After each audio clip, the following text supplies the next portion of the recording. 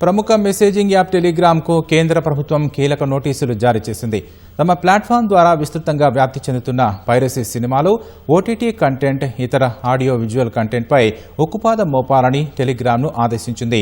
ఈ వ్యవహారంపై తీసుకున్న చర్యలకు సంబంధించి 15 రోజుల్లోగా నివేదిక సమర్పించాలని కేంద్ర సమాచార ప్రసార శాఖ టెలిగ్రామ్ను ఆదేశించింది. పైరసీ కంటెంట్ను ఎప్పటికప్పుడు తీసివేయడం సహా ఇకపై ప్లాట్ఫామ్దే పూర్తి బాధ్యత అనే దిశగా కేంద్రం అడుగులు వేస్తోందని అధికారులు స్పష్టం చేశారు.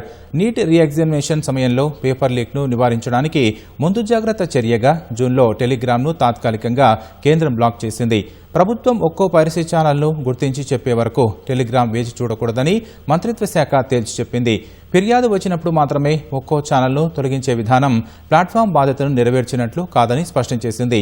సినీ నిర్మాతలు, ఓటీటీ ప్లాట్ఫామ్లు, దర్యాప్తు సంస్థల ఫిర్యాదుల పరిష్కారం కోసం టెలిగ్రామ్ అమలు చేస్తున్న విధానం వివరాలను కూడా కేంద్ర సమాచార శాఖ కోరింది.